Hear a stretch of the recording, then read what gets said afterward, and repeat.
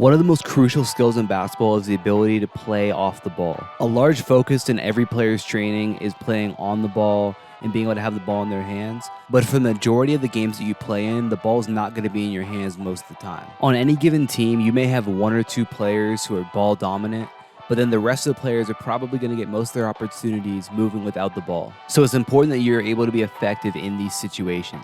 This workout will focus on a few different aspects of scoring while moving without the ball, so that when you get in these game situations, you ultimately have the skills to be able to execute. Let's get into it.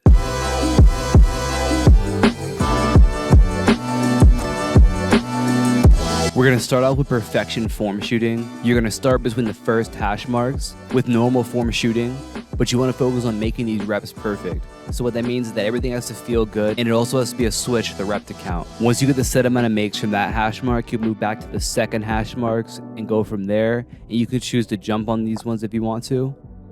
And then once you finish that out, you go to the free throw line, do the same thing. Next, we'll go into our shooting footwork warm-up. You're going to approach this going from the elbow towards the middle. You're going to start with your top foot ahead of your bottom foot. For the first variation, you'll toss the ball to yourself, and you're going to step 1-2 into your jump shot. After you complete those reps, we're going to work this off of a hop. So you're going to hop off of your inside foot, landing on 2, getting to that shot.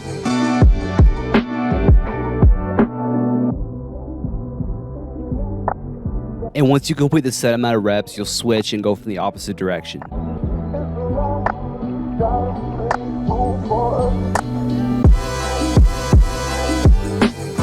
Being able to finish off of 2 feet is so important when it comes to playing off the ball. So next we'll go into our 2-foot finishing series. So we're going to start off with a self-toss and then 1 dribble into a jump stop layup. After you finish those reps, you do the same thing, except this time you're going to add a shot fake in there, being patient, letting that defender fly by before going up for the finish. And then adding on to that, you're going to go into that step through for the finish on the opposite side of the rim. In the final variation out of the jump stop is going to be a shot fake, and then a fake on the step through, and then you're going to spin back and finish on the right side of the rim.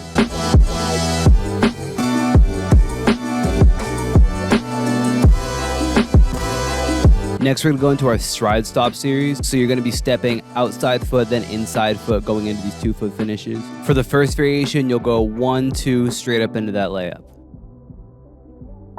For the second variation, you'll add in a pump fake, letting that defender fly by, being patient, and then you finish it.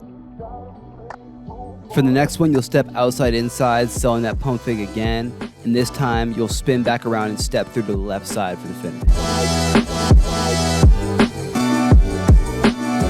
Now we're going to go with a stride stop, but going across the paint this time. So in this clip, I'm going to my left side, but I'm still stepping outside inside, so now it's going to be left right on that step, and I'm going to go right up into my layup for the first variation. For the next variation, you're stepping outside inside, but then selling that pump fake before spinning back and finishing over the front of the rim or on the opposite side here. Next, we're going to go with our extension finishes. So we're still going across the lane right here. I'm going to start with a pound with my right hand before I cross over towards my left. And then I'm going to be stepping inside foot, outside foot before extending and finishing on the opposite side of the rim right here. And we'll end the finishing series off with just a freestyle finish where you can be creative right here. So you can throw it off of a self-toss and then get into it with no dribbles. You can choose to go with the dribble right here, but switch off between working your pivots, working your outside foot, inside foot steps, your extension finishes. Overall, just a chance to be creative. Imagine like there's a defender you're finishing around, or there's some game situation that you're in, and just have fun with it.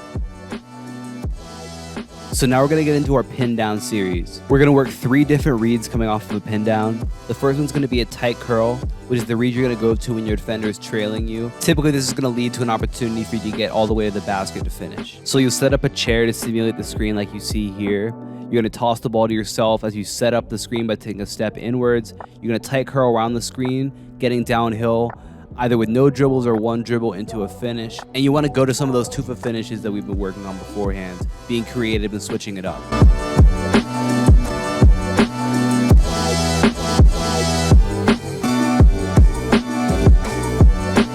The next read we'll work on is the fade read. So this is the read you'll go to when your defender plays under the screen and tries to cheat. This is going to create either a 3-point shot for you or an opportunity for you to attack a closeout or hit your teammate who slipped the screen. So now you'll bounce the ball before you set up the defender for the screen. That defender goes under, so you flare directly out to that wing, going into that catch and shoot three.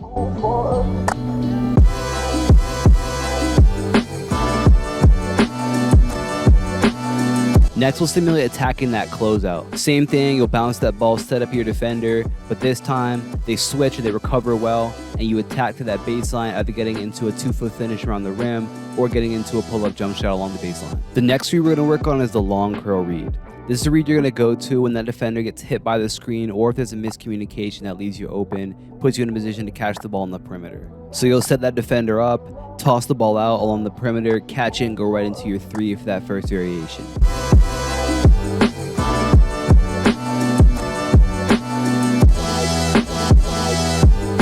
For the next variation, we're going to work a long curl into a dribble handoff. So I'm setting up my defender again, and I'm going to add another chair in there to simulate that handoff for me. And when I get to that handoff, I'm going to play it however I want. So I might go right into a three, or I might go into a pull-up.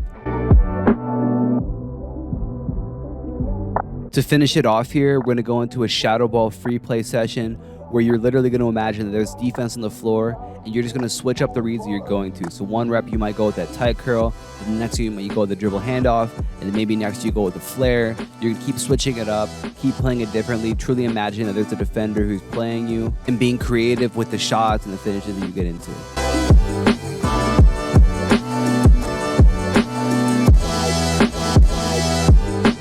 It's very rare in the game of basketball that you're going to shoot the same shot over and over in the context of an actual game. So now we're going to get into a series where we're going to go through 4 different shots. For the first shot, you're going to start at the elbow, and we're going to simulate a pin down coming from the elbow for you to get a catch and shoot 3 from the top of the key. Shot number 2 is going to be a screen and pop 3. You're going to bounce this ball behind you as you set this screen, and then you're going to pop right to the ball for the catch and shoot 3. For the third shot, you're going to relocate from the corner to the wing for a catch and shoot 3. And then for the fourth shot, you're going to go with that screen and pop, and this time you're going to attack the closeout, getting into any sort of 2-dribble pull-up that you want. Forcing yourself to have to make different kind of shots in a row is a great way to translate your shooting ability from practice into games when that's actually going to be a requirement. So that's why I love adding series into a workout like this.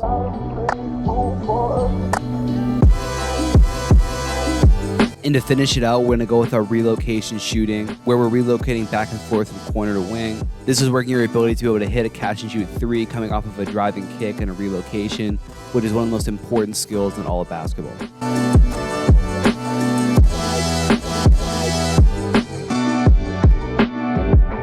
Make sure you guys click the top link in my description below to get my free Elite Perimeter Score workout, which is going to target more of those perimeter skills you got to have. If you enjoyed this workout, make sure you drop a like and subscribe. Talk to you guys soon. Peace.